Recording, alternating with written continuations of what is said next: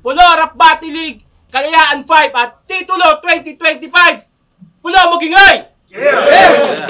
Maraming salamat sa Branded sa pagpapairam ng venue, Hypebeat, Black Manila, Real Jokes, Killions, Pinoy Boulevard, kay Madam Erlyn Xiao. Sa kanan ko may MC, magpakilala ka. Yun, critical. Shoutout sa baby ko kay Kai. Mamaya na yun. Yun, no? Sa kaliwa ko may MC, magpakilala ka. Daw Tuz, daw fellas.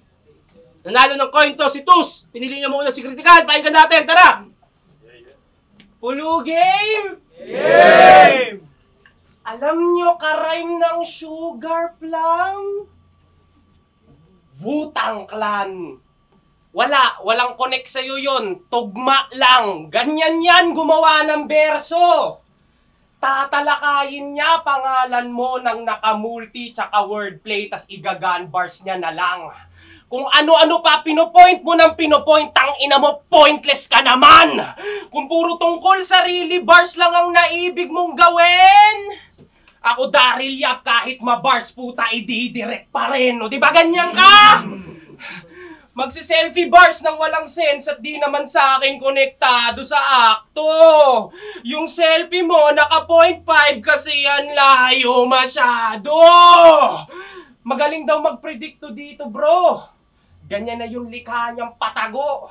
Ulul, iisa lang kasi estilo mo kaya alam mo yung ibabato sa'yo. Ako si Tuz. Bakit? Kasi ako nagturo sa'yo magdroga?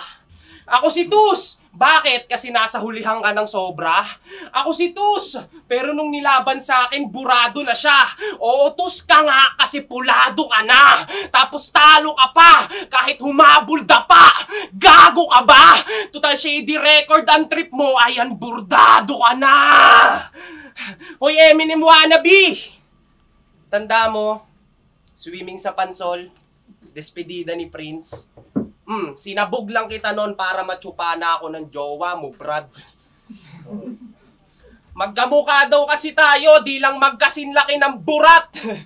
Kaya paano mo ako tatakutin? Gamit ang gun bar sa tugmaang tsorva, bro, mga tirang tanga. Kung ako mismo, tol, nakapagpaputok sa mukha ng jowa mo, nakadila pa siya. Kaya, talo ba akong matuturing? Kung ma-5-0 mo ako mamayamin, kung pagka-bring home mo sa bacon, yung bitch mo merong makakain. Ulul, ganyan mag-bars, puro rekta at dama mo tila flip-top game dahil mas malakas pa impact ng bagsakan ko sa talon ni Liam Payne. Astang ginto sa underground. Naghahakot, dangal, kahit bano, papar. Kung puro gun bars ka lang tol, tanggal kapag ako nagbar. Di ba gusto mong maging ginto? Bang! Gol, dagal! Kaya kung babaril-baril pa rin yan at magagun bars pa rin yan dito, nag-heal kasi yan ng inner child dahil mukha kaming magtito. Bakit? Mapapanindigan mo ba talaga yan pag yung tensyon umangat na? Tumatapdog-tapdog habang ako lumalapa? O baka ka naman kaya ka tumututok-tutok kasi sa salita lang gumagana? Ano sagot? Huwag mo akong idaan sa gun bars kung talagang may tira ka, pumalagka, ano? Bading! Ngayong binasag ko na yung kaisa-isang estilo mong ambaho, dinisenyo ka na lang dyan para may maskip yung mga tao. Grabe! Ay, mo naman, pakinggan natin. Grabe! Namimisikal! Kaya pala yung pustas sa'yo all in. Nang babalya! Ang lakas mo, tsaka ni oatmeal. Tangin na. Tapos, sinipredict pa ako. Tangin na yan. Kaya ngayon yung mga bars niya onti landing. Sa mga pinredict mo walang mangyayari. Rudy Baldwin. Round 1 game? Game! Yo! Nung nalaman nilang si Critical katapat ko, marami nagsabi sa akin na dyan ay, delicate ka Brad. Pero dun ko rin napatunayang mahal ako ng pulo. Kasi biruin niyo yun, second round pa lang ng titulo tinapat sa akin. Heavyweight agad? Fuck a heavyweight. Fuck this enemy. Parang Triple H ko ito ay big show. Etong baboy bibigyan ng pedigree. Ito si Crit. Senyoritong laging late gising, pero laging game sa gimmick. Duplika na mga idolo niya, puro lame mimic. Kung kilos ay grams, kanya lagpas 8 digits lahat daw ng trip. Kanyang sakyan, kaso di makasakay ng rice pag may weight limit. Sobrang baboy. Pinaghahalo, pizza at liempo, tapos isang take home ng gin pamelo. Kaya niyang ubusin isang take nun. Dinakma yung age siya, weight mo. Batugan na puro chill at ecom. Di naman nagbabayad ng bill ng aircon. Puro kamot yung tiyan, may strips at ketong. Yung pagkababoy, in-stretch, pati brief niya, bacon. Yeah! Yeah! Sobrang cute mo kasi. Ang laki ng pisngi. Grabe ka, pre. Pagka sinampal, para kang pumalo ng puwet. Ang laki ng mukha. Kayang-kaya sakupin yung panorama, yun ay life hack. Nung nagpa-facecam to sa iPhone, ayun, pinalipat siya sa iPad. Kaya sa mga supporters ni Greg dyan, kung dark humor habol nyo, dark humor. Gago, yung dark lang sa'yo, yung batok mo! Sobrang itim, mas maitim to sa Bone Thugs. Ikaw ay bondot. Tanginang batok yan, apakagaspang! Parang siko ni Don Ruff. Kaya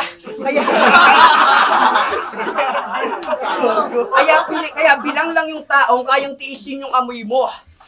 Tangina, pumuputok na. Wala kang claustrophobic na tropa kasi amoy kulob ka. Ang baho ang puta.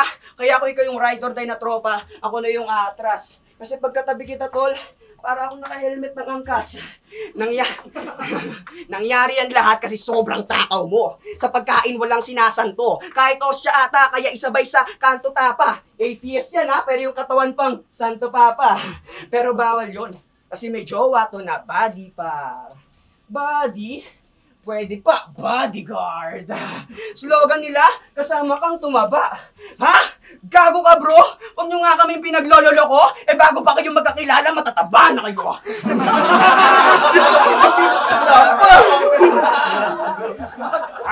Parang mga nagmamahalan ng mga baboy, tipong kahit ano, susubo. Nung nakita ko sila nagyayakapan ng syota nyo, puta, kala ko mga nagsusumo.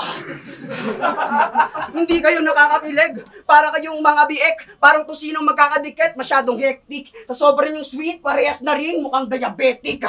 Feeling maganda pa ang puta, laging naka-poker face. Ang asim naman ng itsura, tipong di ko pa natitikman syota mo, pero parang alam ko na yung aftertaste.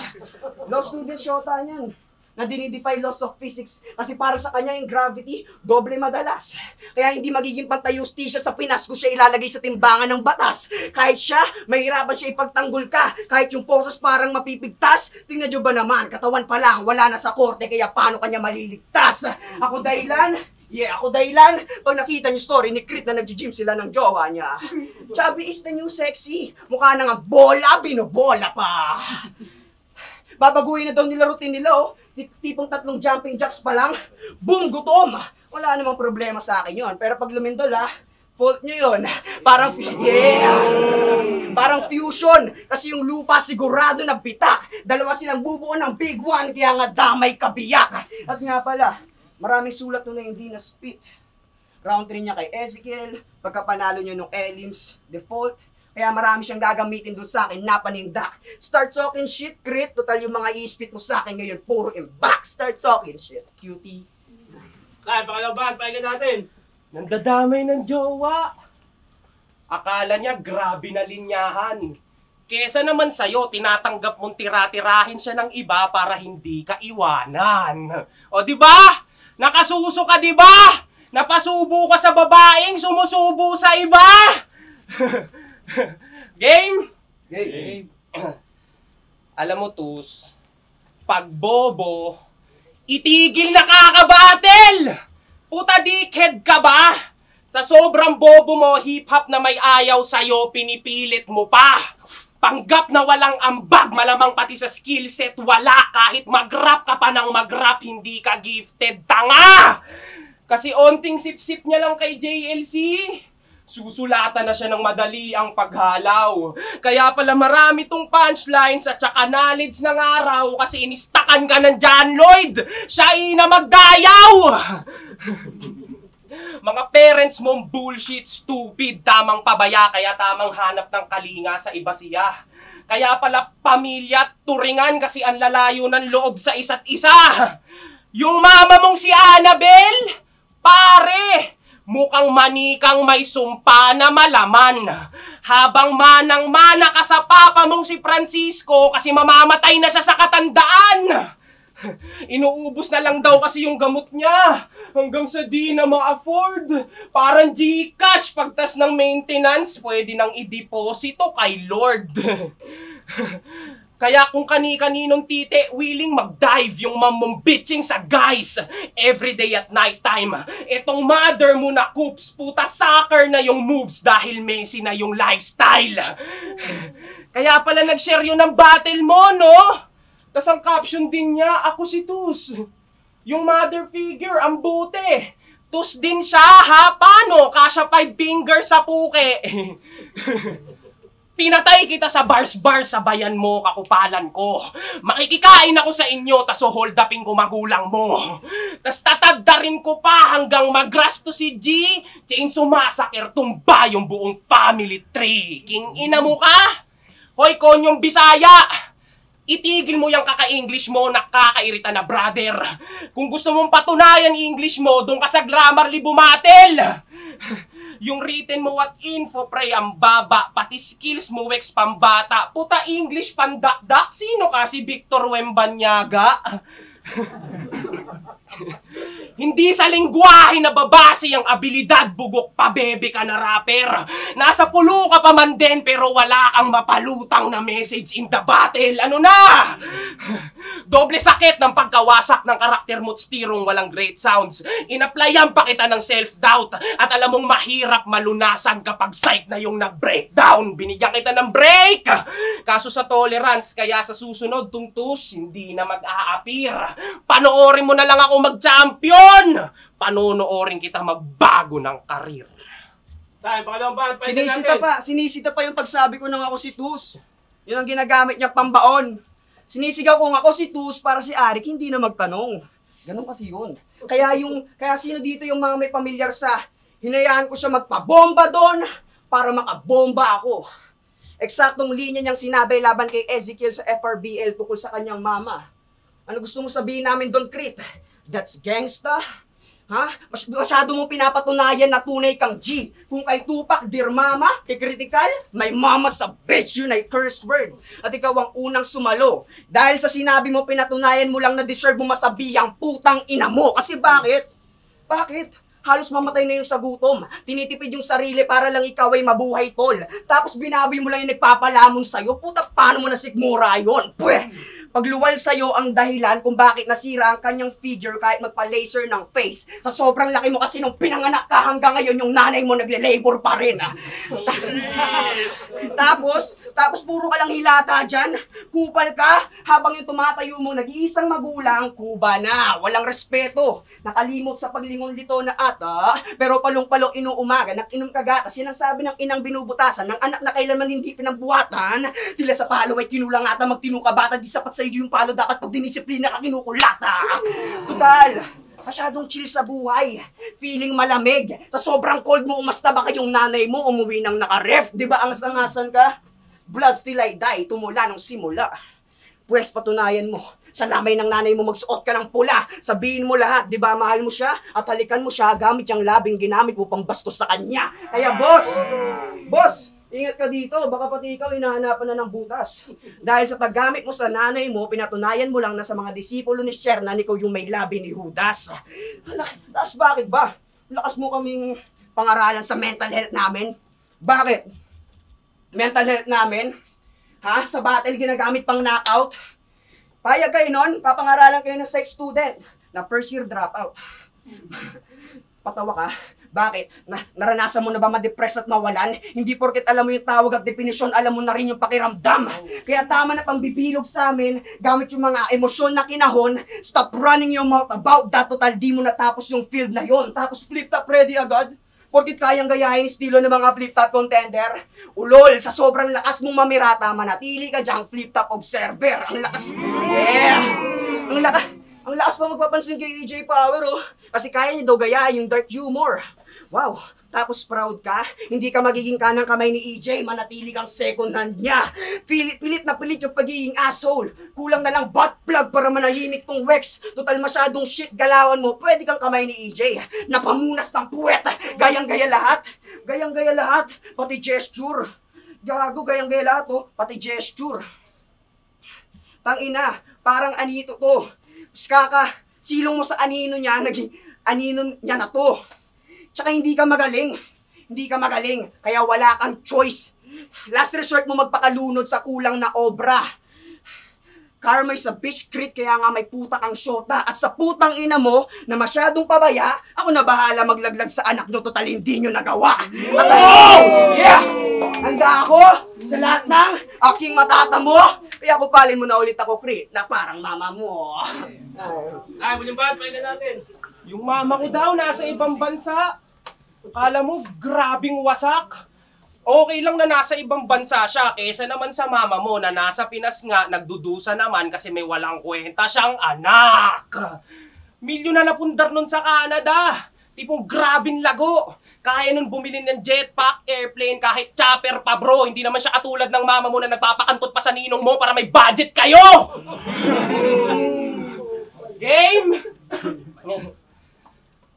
Napanood ko yung Royal Rumble nyo ng Dope Fellas. Ang angas! Mukha kang nerdong araw-araw tungaw. Tapos tingin nila sa'yo sa halimpusa lang. Meow, meow, meow, meow. Ulol! Puta payag ka nun, kagrupo mo sila pero joke lang. Ambang istol. Nire-rep mo nang nire-rep yung dope, parang cannabis cure, and up hirap silang pagbuksan ka. Paladin's door! Ang sakit nun! Ayaw kanilang gawing kagrupo kasi wala kang kwenta every season. Kaya hindi ka nilagyan ng bilang parang unanimous decision. Kaya kung magcha-champion ka, tol, wala akong nakikitang reason. Kasi kung ikaw yung magtatap, ako yung deadline ng submission. Pinagtugma-tugmang kups kasus pati rap name paltos na. Sa Dope Fellas, saling ket-ket status niya. Kaya kung di ka naman pala talaga naka-join, tol, paano mo nasabi natus ka? 3 battle mo pa niyabang na babyface kang pumapatay parang baby ama. Ulol, mali yan, G!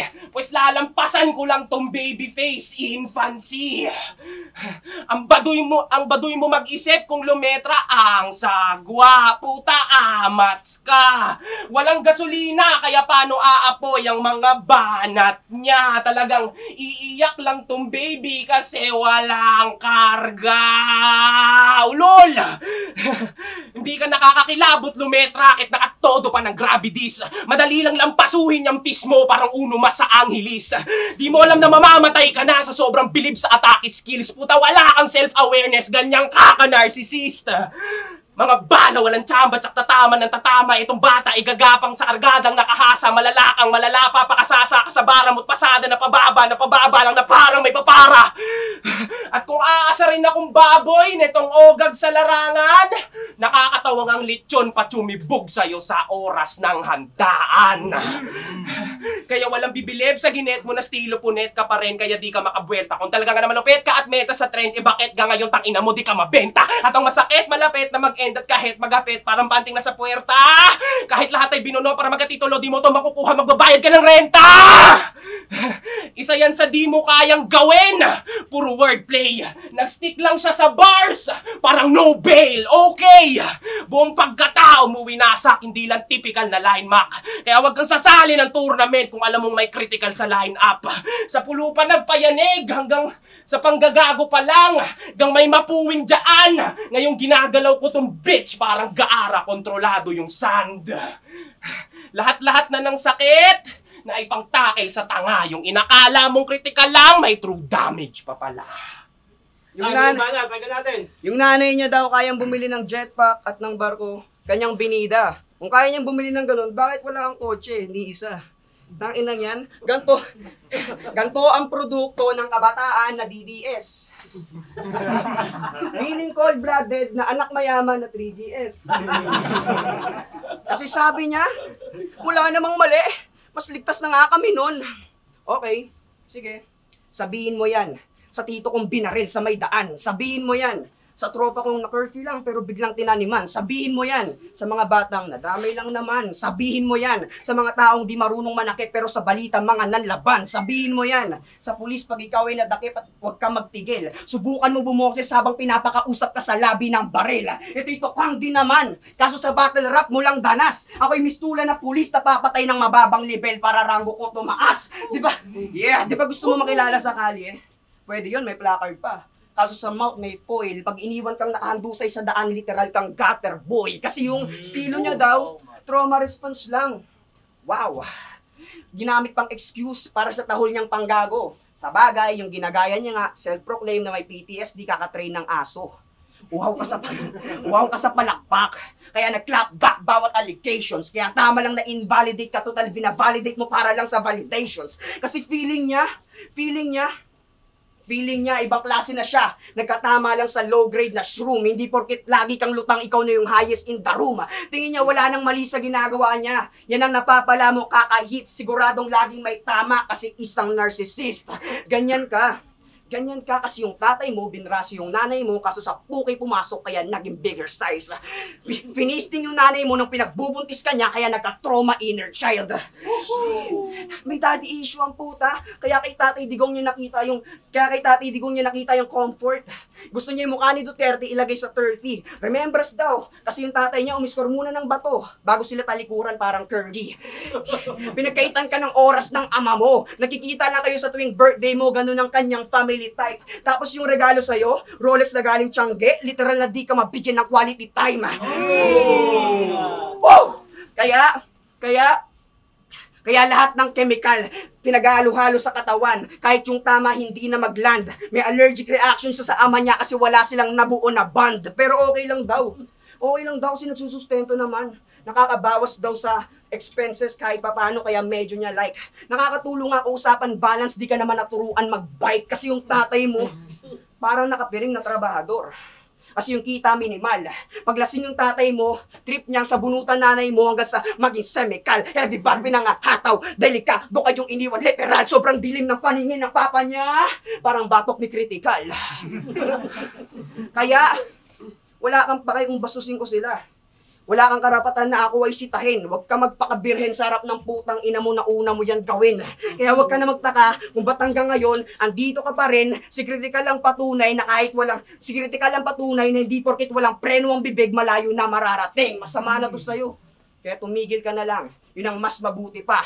Dahil kahit kailan hindi magiging susi sa tagumpay ang pagiging duplika. Hindi ako gumamit ng gun bars o selfie. Lahat ay real talk at tunay, bro. Ngayon anong panama ng dark humor sa madilim na parte ng buhay mo? Kahit nagpakita ka ng power, hindi ka naging threat, ikaw ay malimit na trabaho. Ganyan ang tunay na DDS, hindi malinis mga batok. Ay, malakpan natin yung laban na!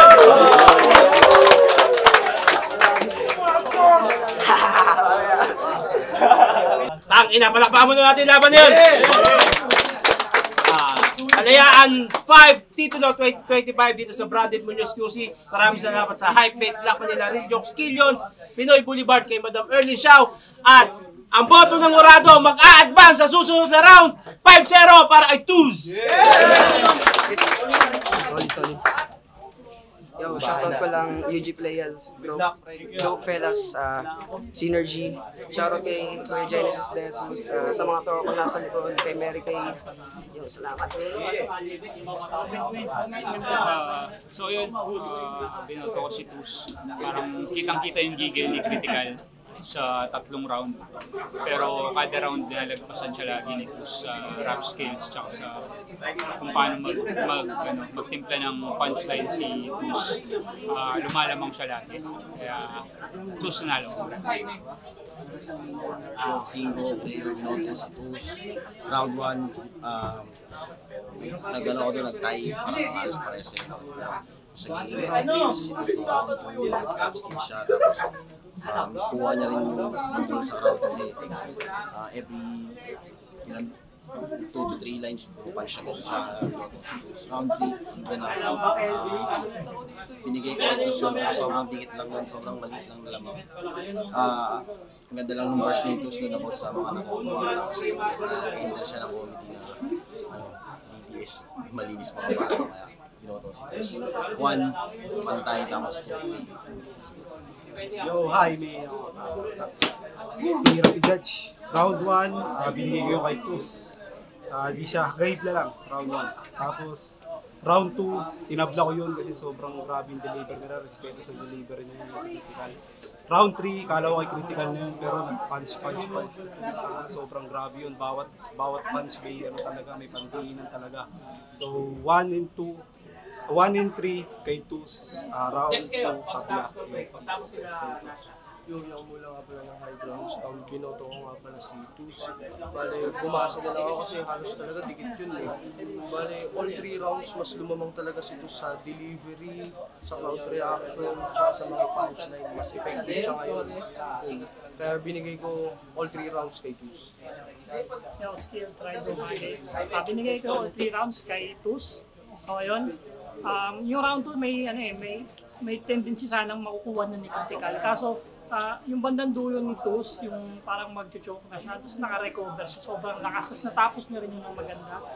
Tapos ayun, yung game plan niya na, yung nag-rebat siya sa round 1 ng walang gun bars, talagang pinanindigan niya buong rounds niya, tapos hanggang matapos, talagang na-diffuse niya yung round 1 ni Critical. So doon pa lang, nakikita mo na agad yung edge niya. So ayun, all 3 rounds para kay Tus.